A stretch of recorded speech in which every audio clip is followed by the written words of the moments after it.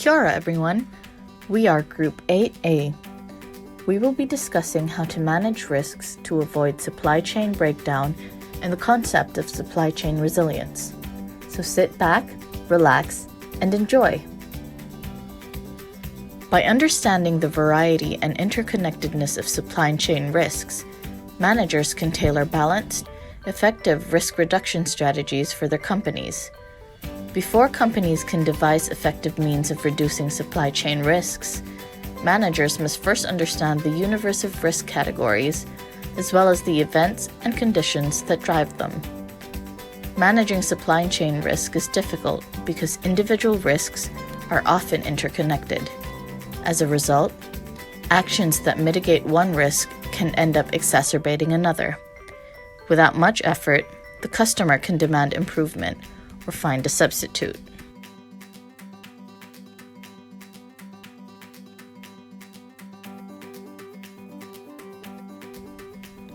Disruptions to material flows anywhere in the supply chain are unpredictable and rare, but often quite damaging. Examples abound of how natural disasters, labor strikes, fires, and terrorism have halted the flow of materials. Companies can counter disruptions in material flow by building inventory or by having redundant suppliers. Delays in material flows often occur when a supplier, through high utilization or another cause of inflexibility, cannot respond to changes in demand. Other culprits include poor quality output at supplier plants, high level of handling or inspections during border crossings, and changing transportation modes during shipping. Even though there are risks, global supply chains are getting longer and more complicated as companies push deeper into uncharted territory to find cheaper ways to do business. Questions about what managers should do about risk are more important than ever. Should you buy a lot of things that are slowly becoming obsolete? Build a lot of backup plans, most of which you won't use? Or rethink the whole thing and retreat from the cost-saving sourcing deals that are driving you into far-flung lands in the first place? Even though there are no easy answers, and in most cases, no right answers, there are frameworks that can help supply chain managers, strategic planners, and executives to think about how to manage risk more effectively and find the right balance with potential return. In order to optimize the cost of building a supply chain reserve versus the level of risk protection, managers must skillfully balance three crucial relationships. The first relationship is the rising cost of risk reduction. This simply means that the cost of using inventory to cover a high level of demand risk is significantly higher than the cost of covering a low level of risk. The second relationship demonstrates that pooling forecast risk, receivables risk, or any other risk reduces the reserve requirement for a given level of risk coverage. As a result, the quantity of inventory required to mitigate future risk decreases as it is pooled. The third relationship illustrates how the benefit of pooling increases as the amount of risk covered increases. Pooling inventory is only advantageous if the product has a high forecast or inventory risk. Let's look at the kind of risk. Receivable risk. Risk associated with accounts receivable is the likelihood that a particular customer will be unable to pay what they owe. If they are an important customer, the consequences for your business could be severe. Inventory risk is the likelihood that a company will be unable to sell its products or that its inventory will lose value. Keeping track of a single stock item is difficult enough for many manufacturers, wholesalers, and retailers. Inventory risk is determined by the product's value, its rate of perishability, and the uncertainty of demand and supply.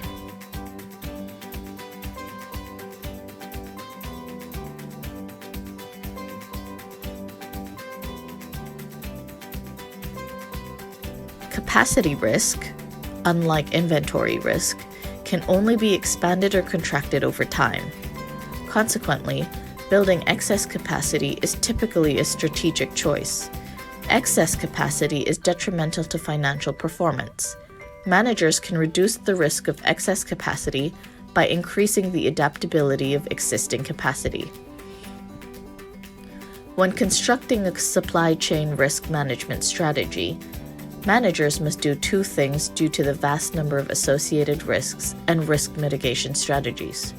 First, they must establish an organization-wide consensus regarding supply chain risk. Then, they must determine how to adapt general approaches to risk mitigation to the specific circumstances of their company. Leading companies reduce risk by building up inventory, capacity, backup suppliers, and responsiveness, among other things. Managers must keep a close eye on the trade-off between the risk and the cost of building reserve to reduce it. This perfect balance is based on three important relationships. In physics, the term resilience refers to the ability to recover from a disruption. Understanding the foundations of the theory of resilience from different perspectives, such as ecological, psychological, social, economic, and organizational, is crucial. Resilience is a multidimensional and multidisciplinary phenomenon. An ecological perspective on resilience observed that systems had two distinct characteristics. First, resilience measures a system's ability to adapt to change, and second, stability measures a system's ability to re-establish its equilibrium after a brief disruption. Communities, institutions, and economies' behavioral responses have been referred to as social resilience. This discusses how a group or civilization can adjust, resist, or alter in the face of a disruption in order to establish a functional structure that is acceptable, learn from previous disasters, and develop a future protection strategy. Three psychological principles of resilience that happen as a result of disasters, whether they are natural or man-made, are discussed from a psychological perspective.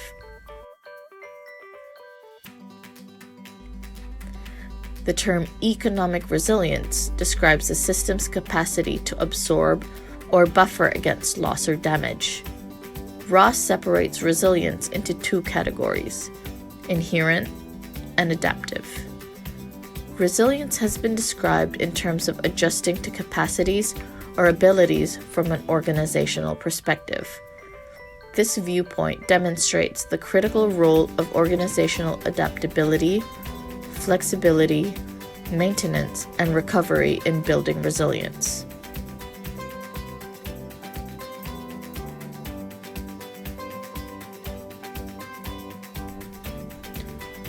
Ponomarov and Holcomb reviewed the literature on supply chain resilience and identified that while some aspects of supply chain resilience have been researched individually, there is a gap in viewing it from a holistic conceptual picture. They developed a conceptual framework of the relationship between logistic capabilities and supply chain resilience. Dynamic integration of logistics capabilities combined. Logistics need to assess their capabilities, which consider demand management, supply management, and information management. And this information combined together creates dynamically integrated logistic capabilities. A resource-based view states the businesses obtain competitive advantage by accumulating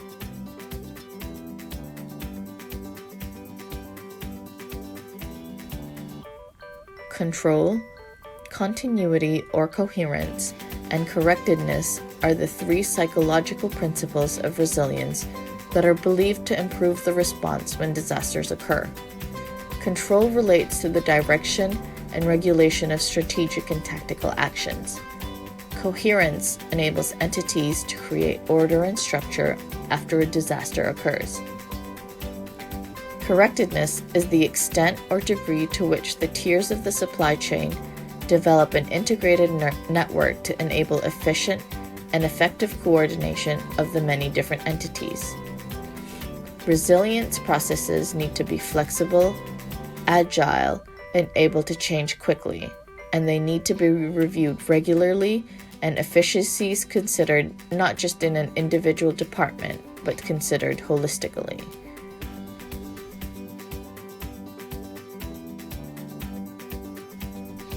We hope you learned something today. Thank you all for listening.